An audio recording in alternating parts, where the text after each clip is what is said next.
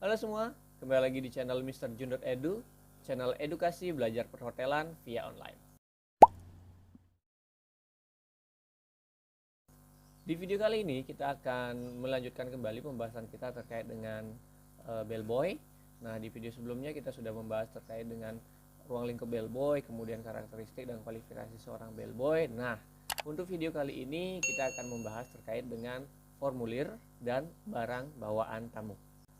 Ya, untuk materi ini kita akan membahas 5 materi pokok yang akan menjadi topik utama dalam materi ini yang akan saya bagi ke dalam beberapa part. Nah, di sini ada 5 materi, antara lain yang pertama adalah formulir di seksi bellboy, kemudian yang kedua itu adalah jenis barang bawaan tamu, yang ketiga itu ada metode penanganan barang bawaan tamu, yang keempat adalah prosedur penanganan barang bawaan tamu tiba secara individu, dan yang kelima adalah prosedur penanganan barang bawaan tamu tiba secara grup atau rombongan. Oke, baik. Materi pertama yang akan kita bahas adalah formulir di seksi bellboy. Apa aja formulirnya? Kita akan bahas sama-sama.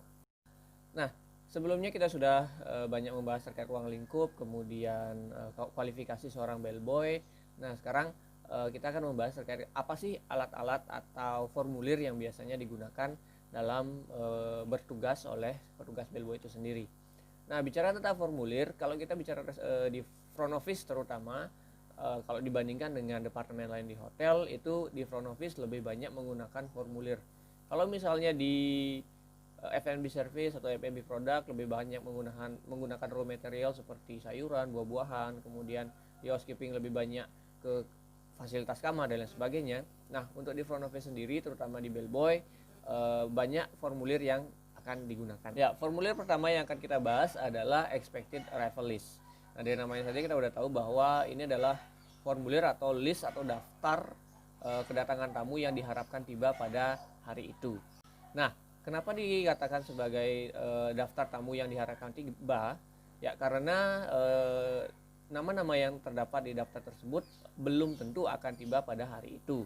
Mungkin ada yang cancel atau mungkin ada yang delay datangnya atau sebagainya. Jadi mungkin diharapkan, tapi biasanya 95% tamu yang ada di daftar tersebut akan tiba pada hari itu. Kemudian apa saja sih yang ada dalam formulir tersebut atau di expected arrival list ini ya? Kita akan identifikasi bersama-sama apa saja isinya. Nah, yang pertama pasti adalah tanggal ya. Jadi formulir ini akan di-print setiap hari. Jadi kedatangan tamu per hari itu akan dicatat di formulir ini atau di list ini yang akan di-print oleh petugas night audit biasanya, yang nantinya akan didistribusikan ke semua departemen, termasuk juga departemen front office, dalam hal ini adalah bellboy. Nah, di sini ada tanggal, jadi tanggal kedatangan di hari itu atau tanggal pada hari itu. Kemudian ada nomor di sini ya otomatis nomor urutnya, berapa tamu yang tiba di hari itu. Kemudian ada nama tamunya atau guest name ya, untuk mengetahui di awal siapa nama tamunya, sehingga nantinya kita sebagai petugas itu tahu bahwa oh ini adalah Mister ini. Jadi kita bisa menyebut nama tamunya ketika tamunya datang ke hotel. Misalnya contoh, kita sudah tahu bahwa Mr. Smith akan datang pada hari ini. Kemudian ketika kita mungkin menjemput tamunya di hotel, di bandara, kita bisa tahu oh Mr. Smith yang datang. Berarti kita bisa sapa dia, good morning Mr. Smith, welcome to Bali atau welcome to our hotel.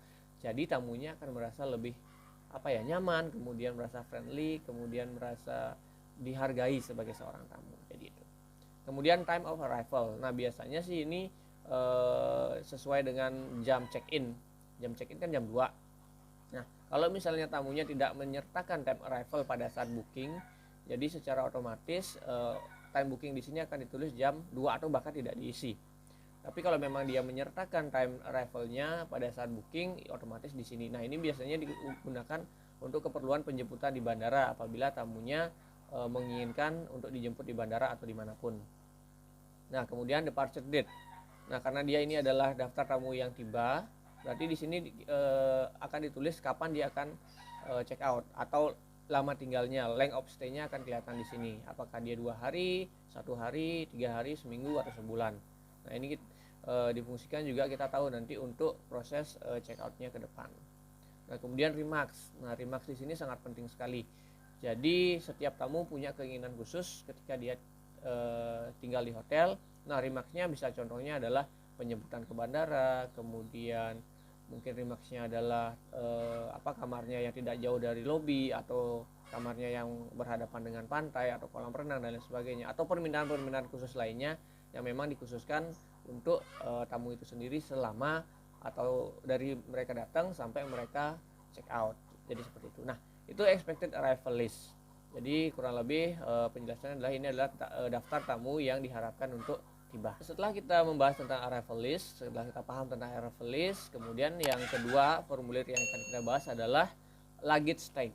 Nah, seperti yang saya sampaikan sebelumnya bahwa luggage itu adalah barang bawaan tamu. Ya, jadi barang bawaan tamu itu macam-macam. Nanti juga akan kita bahas di video lainnya terkait dengan jenis barang bawaan tamu. Nah, kemudian luggage tag di sini berfungsi sebagai formulir untuk menandai barang bawaan tamu. Nah, tamu di hotel kan banyak dan barang mereka pun juga banyak. Kadang-kadang satu tamu bisa membawa lebih dari 2 barang. Nah, apa yang akan digunakan oleh petugas bellboy untuk menandai barang bawaan tamu ini sehingga barang tersebut tidak tertukar satu sama lain adalah luggage tag ini. Nah, luggage tag ini di sini tidak banyak yang diisi, hanya nama, kemudian nomor kamar.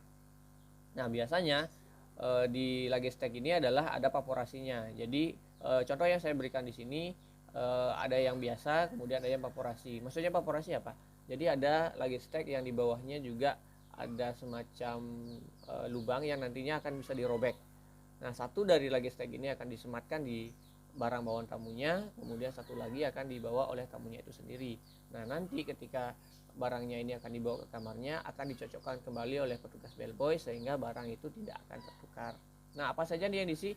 Tadi saya bilang nama, kemudian room number. Nah, biasanya kalau baru check-in kan belum tahu room numbernya, khusus nama aja bisa. Kemudian biasanya ditambahkan dengan jumlah barang yang dibawa, seperti itu. Nah, kemudian ada juga biasanya barang bawaan tamu ini yang satu family. Jadi untuk tidak menghilangkan barang satu sama lain, biasanya petugas bellboy itu akan mengikat barang ini sesuai dengan siapa yang punya. Misalnya Mr. Smith dia punya 5 barang.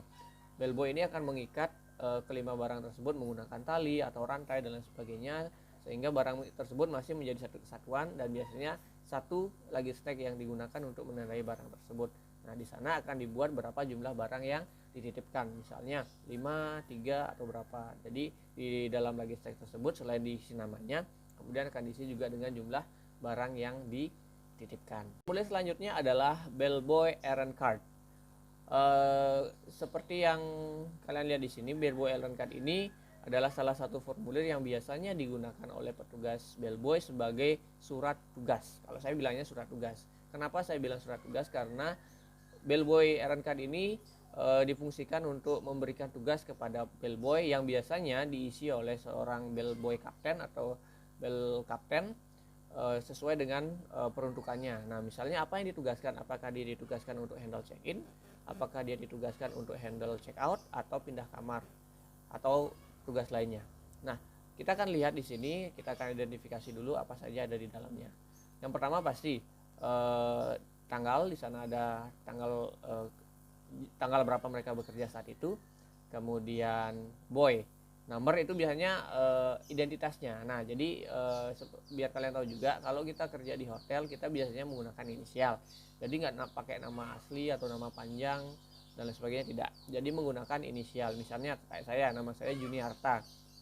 Berarti salah satu inisial saya yang saya gunakan adalah Jun. Biasanya adalah 3 huruf yang bisa dibaca gitu. Misalnya nama kalian siapa? Chandra, bisa juga misalnya inisial kalian CAN, Chan itu misalnya bisa. Nah, itu adalah inisialnya. Kalau boy ada nomornya juga, ya kayak misalnya nomor absen di hotel, misalnya kalian nomor berapa, nomor 5, nomor 4 bisa dibuat di sana. Kemudian room number. Nah, nomor kamar di sini adalah nomor kamar tamu yang kalian handle, baik itu check in, check out atau pindah kamar. Kemudian ada nama name tamunya, nama tamunya siapa. Kemudian di sebelah kanan itu ada remarksnya atau tugas yang kalian diberikan tugas oleh bell captain, apakah arrival, departure atau room change. Nah, di sana ada kolom, nanti akan dicentang apa tugas yang kalian diberikan. Misalnya kalau kalian ditugaskan untuk check in, berarti tugas yang akan kalian centang di sana adalah arrival. Kalau check out berarti yang kalian centang di sana adalah departure. Jadi disesuaikan dengan tugas yang diberikan, bukan semuanya dicentang. Nah, kemudian adalah number of pieces of luggage. Ini adalah jumlah barang bawaan tamu yang kalian handle. Misalnya Mr. Smith membawa 5 barang, berarti kalian tulis sana adalah 5 pieces atau 5 pieces.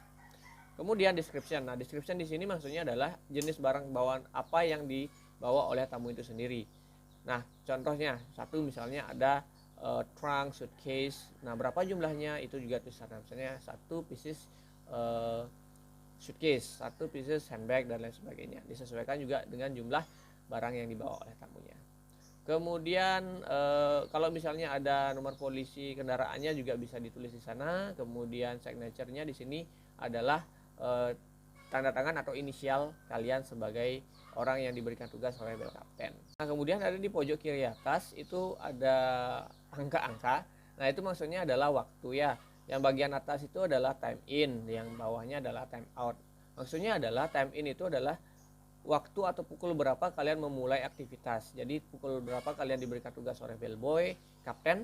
Nah, itu kalian tulis di sana. Maka dari itu penting halnya petugas bellboy di sini sering atau harus menggunakan arloji, jam tangan, dan membawa pulpen kemana-mana. Itu wajib sekali karena untuk merekam atau merecord waktu pekerjaan kita.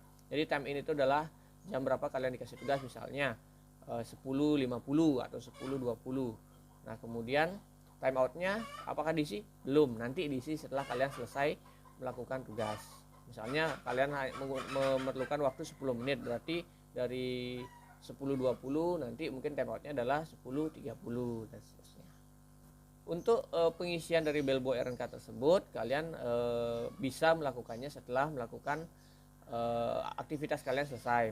Misalnya setelah handle check-in kemudian kembali lagi ke counter kalian. Di sana kalian bisa mengisi atau melengkapi bellboy errand card kalian yang nantinya akan kalian kembalikan ke bel kapten untuk direcord di formulir lainnya. Nah, itu tadi penjelasan terkait dengan bellboy errand card. Formulir selanjutnya yang akan saya jelaskan adalah bellboy control sheet. Nah, kalau tadi misalnya bellboy errand card itu adalah surat tugas yang saya bilang tadi. Nah, kalau lebih jelasnya bellboy errand card ini semacam report atau catatan dari tugas yang diberikan oleh bel kapten kepada bellboy dalam 1 kali shift. Ingat, 1 kali shift. Jadi bellboy control sheet ini akan dibuat per shift. Jadi dalam 1 shift kerja, kalau kita bahas lagi tentang shift kerja kemarin ada morning, kemudian afternoon dan night, kemudian ada middle. Tapi yang jadi patokan di sini adalah morning, afternoon dan night-nya saja. Nah, kita akan bahas atau kita akan identifikasi apa saja sih yang terkandung dalam bellboy errand card. Nah, yang pertama itu adalah bel captain in charge. Jadi siapa bel captain atau orang dengan posisi tertinggi yang in charge pada hari itu atau pada shift itu. Bisa saja bel captain, bisa saja chief concierge, bisa saja asisten. Kemudian day date, ya hari dan tanggal laporan itu dibuat, ya sesuaikan lagi dengan shift kerjanya. Kemudian shift from, nah ini kalau misalnya dia morning shift berarti shift from-nya jam 7 pagi sampai jam 3 atau 4 sore, atau afternoon shift dimulai jam 3 sore sampai jam 11 atau jam 12 malam. Nah, kemudian di bawah itu adalah deskripsi dari pekerjaan yang dilakukan oleh bellboy. Yang pertama, room.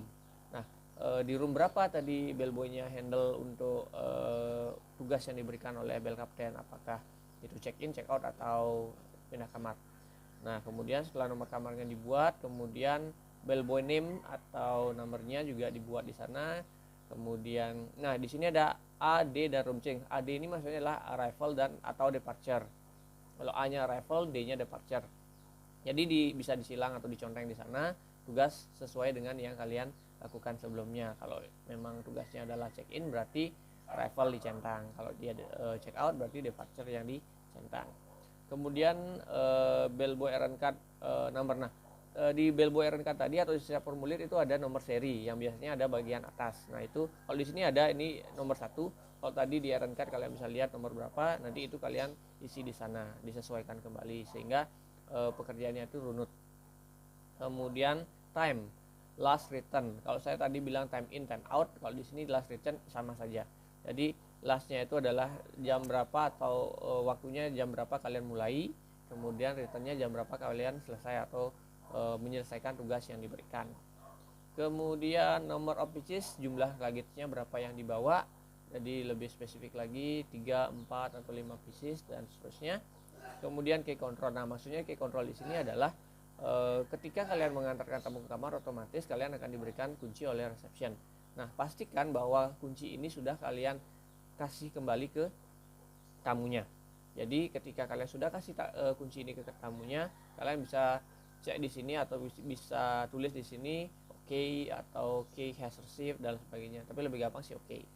Kemudian remarks, kalau misalnya ada sesuatu hal yang menjadi catatan oleh tamu, bisa kalian catat di sini juga. Misalnya pada saat kalau dia check in, misalnya nanti check out tolong ambil barang saya jam sekian, itu misalnya kalian bisa catat di sini sebagai remarks.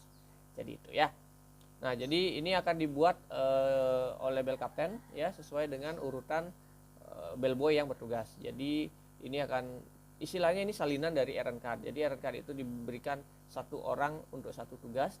Kalau bellboy control sheet ini dibuat satu laporan untuk semua kegiatan dalam satu kali shift. Jadi ini akan banyak kegiatannya di sini yang akan dicatat sesuai dengan berapa errand card yang keluar.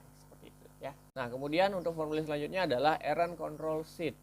Nah, errand control sheet ini hampir sama dengan bellboy errand card, cuman yang dibuat di sini lebih simpel lagi. Jadi ringkasan yang lebih simpel dari bellboy errand card yang biasanya digunakan sebagai laporan kepada atasan. Dalam hal ini adalah front office manager ya, nantinya itu juga akan jadi laporan di morning briefing atau morning meeting setiap pagi dengan manajemen.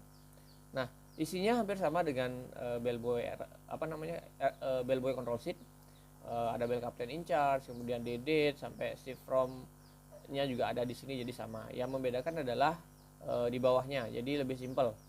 Misalnya room number tetap isi, kemudian bellboy nomornya juga tetap isi karena ini berkaitan dengan siapa orang yang bertanggung jawab pada saat itu. Time-nya, last return-nya juga isi.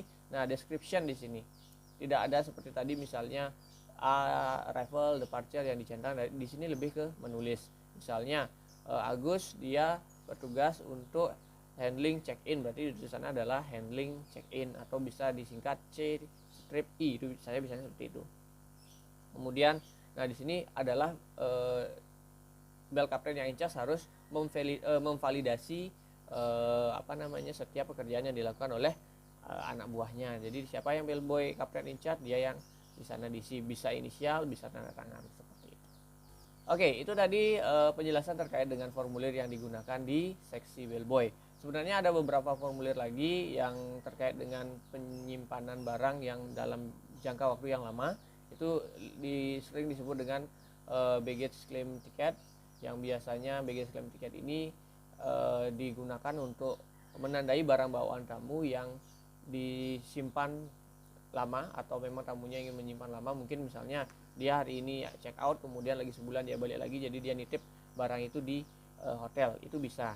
Nah, ada formulir tambahannya, tapi kita tidak akan bahas terlalu banyak tentang itu. Yang lebih sering kita akan gunakan nantinya adalah bellboy errand card dan bellboy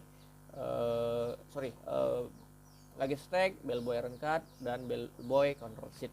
Jadi itu perkuliahan praktek nantinya. Baik, itu saja untuk hari ini terkait dengan formulir yang digunakan oleh seksi bellboy dalam bertugas. Semoga video ini bisa bermanfaat untuk kalian dan mempermudah kalian dalam belajar.